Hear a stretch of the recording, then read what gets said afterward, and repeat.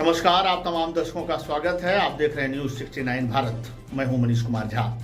जैसा कि मैं आपको बताता रहा हूं, समाज उपयोगी समाचार क्या रहा है वह दिखाना हमारा उद्देश्य है। अभी हम आपको ले चलते हैं हजारीबाग, जहां निवर्तमान महापौर ने एक प्रेस कॉन्फ्रेंस किया। मीडिया को बताना शुरू किया कि उन्होंने अभी तक जनता के हित में क्या किया है। जब जनता से संबंधित सवाल मीडियाकर्मी ने उनसे पूछा कि 4 साल तक होल्डिंग टैक्स आदि से जनता परेशान रही और आपने इस पर कोई कदम नहीं उठाया, तो वो गोल गोल जवाब देती नजर आई। इसके लिए उन्होंने राज्य सरकार को जिम्मेवार ठहराया और कहा आने वाले चुनाव में यदि मौका मिले तो वो कुछ करेंगी। अब सवाल यही है, जब 4 साल तक वो कुछ नहीं कर पाई और राज्य सरकार ही इसके लिए जिम्मेवार है, तो अगले आने वाले चुनाव के लिए उन्हें जनता वोट क्यों देगी। अब सवाल यही है कि जब पिछले 4 साल में उन्होंने कुछ नहीं कर पाया, तो आगामी चुनाव में उन्हें वोट देकर जनता क्या करेगी। यदि जनता उन्हें वोट देती है तो क्या आगामी चुनाव के बाद झारखंड सरकार हस्तक्षेप करना बंद कर देगी। क्या होल्डिंग टैक्स के लिए अब नगर निगम ही पूरी जिम्मेवारी उठाएगी। सवाल अनेक हैं। यह स्पष्ट पता चल रहा था उनके बातों से कि उन्हें आभास हो गया है कि जनता में उनके खिलाफ नाराजगी है और आने वाले चुनाव में कहीं इसका खामियाजा उन्हें ना भुगतना पड़े। उन्होंने मीडिया कर्मियों पर ही कहा कि मीडिया कर्मियों का आरोप रहा है कि 4 साल तक वह मीडिया कर्मियों से नहीं मिली, इसलिए आज वो उनके सामने आई। अब सवाल है, जब 4 साल तक जनता की बात उन्होंने सुनी नहीं, मीडिया से कोई जानकारी लेने का प्रयास नहीं किया, तो अभी मीडिया के सामने क्यों आई।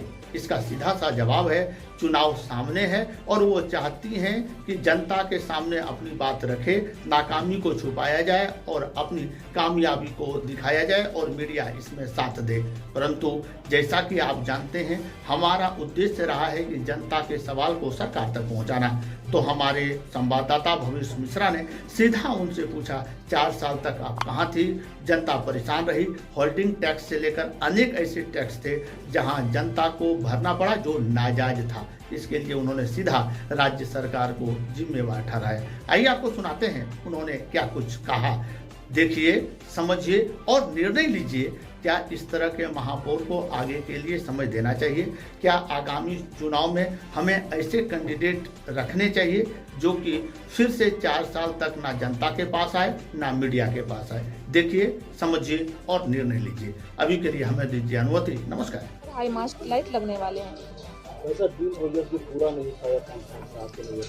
देखिए, सबसे हमारा जब हम चुनाव में आ रहे थे, प्रचार कर रहे थे, उस समय हम लोगों ने हैप्पी हजारीबाग का नारा दिया था और उस हैप्पी हजारीबाग को स्वीकार करने के लिए हम लोगों ने बहुत सारे काम किए। उसमें 40 टिपर हम लोगों ने डोर टू डोर कचरा उठाने के लिए किया और साथ ही झील सफाई के लिए मशीन मंगवाया।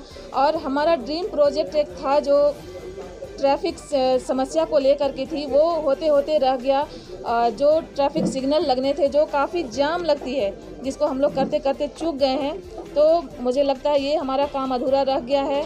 अगर आप लोग दोबारा मुझे मौका दीजिएगा तो वो प्रोजेक्ट हम ज़रूर करेंगे और जाम की समस्या से भरपूर कोशिश रहेगा, जो समस्या होती है वो ख़त्म हो जाए। हजारीबाग में जो जल का स्रोत है वो काफ़ी सारा तालाब जिसको अतिक्रमण करने की कोशिश किया जा रहा है, इससे आप लोगों को मुक्ति दिलाएंगे। बिल्कुल, हजारीबाग में बहुत सारे तालाब हैं जिसको अतिक्रमण किया जा रहा है। जहाँ तक हम लोगों को शिकायत मिलती है, हम लोग उस पर कार्रवाई करने की कोशिश करते हैं, लेकिन कहीं ना कहीं इसमें जिला प्रशासन की उदासीनता के कारण हम लोग कितने रुपए खर्च किया गया है। देखिए, 5 साल के कार्यकाल में हम लोगों ने बहुत सारे विकास काम किए हैं।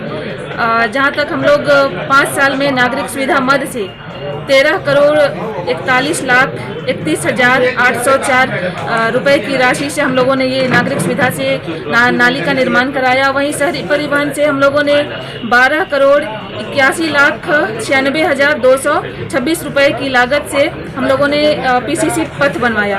और वहीं पर हम लोगों ने 14वें वित्त से अलग अलग तरह के काम किए, जिसमें टोटल हम लोगों ने 11,57,05,447 रुपए की लागत से हम लोगों ने ये काम किया। और फिर हम लोगों ने 15वें वित्त में 6,55,09,100 16 रुपए की राशि से हम लोगों ने जो निगम में जो जेसीबी ट्रैक्टर होते हैं ये सब हम लोगों ने खरीदा। और फिर योजना में हम लोगों ने 44 योजना किया, उसमें 13,10,09,036 रुपए खर्च हुए। और साथ ही हम लोगों ने 15 वित्त की राशि से 5 अमृत पार्क का निर्माण करवाया।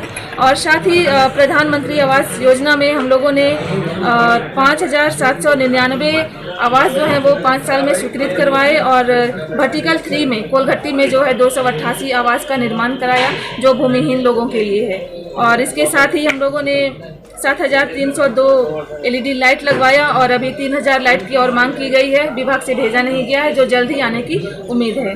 और इसके अलावा हम लोगों अभी जिरेडा के माध्यम से सोलर लाइट अभी 10 लगे हैं और कुछ जगहों पर और 10 जगहों पर हाई मास्ट लाइट लगने वाले हैं।